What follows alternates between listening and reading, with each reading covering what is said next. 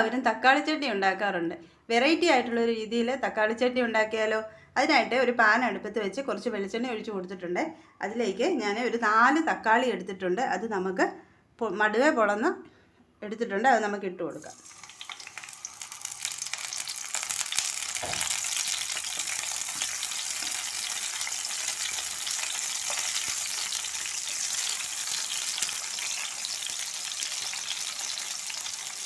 ഒരു 5 അല്ലി വെളുത്തുള്ളി ഇതിനകത്ത് ഇട്ട് കൊടുക്കാം.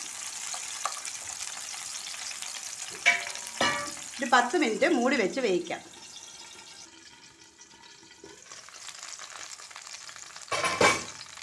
ഇപ്പോൾ ഒരു 10 മിനിറ്റ് ആയിട്ടുണ്ട്. തക്കാളിയൊക്കെ നന്നായി വെന്ത് വന്നിട്ടുണ്ട്. നല്ല തൊലിയൊക്കെ അടന്ന് വരുന്നു. ഇനി തീ ഓഫ് ചെയ്തിട്ട് ഇത് തണുക്കാനായിട്ട് നമുക്ക് മാറ്റി വെക്കാം. നന്നായിട്ട് ആറിയിട്ടുണ്ട്. ഇത് നമുക്കിനി തൊലി നമുക്ക് മാറ്റിയെടുക്കാം.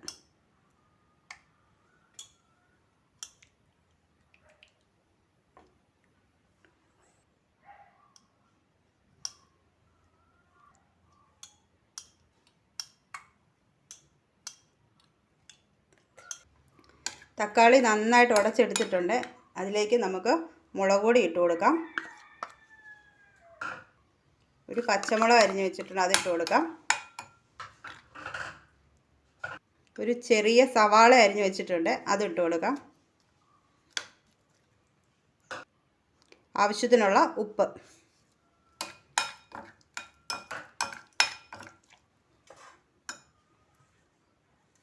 കുറച്ച് മല്ലിയില.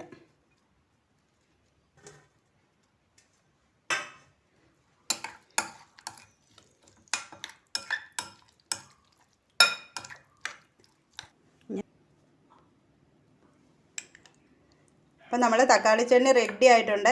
എല്ലാവരും ഇതൊന്ന് ട്രൈ ചെയ്ത് നോക്കണം. കൂട്ടത്തിൽ എൻ്റെ ചാനൽ സബ്സ്ക്രൈബ് ചെയ്ത് സപ്പോർട്ട് ചെയ്യണേ.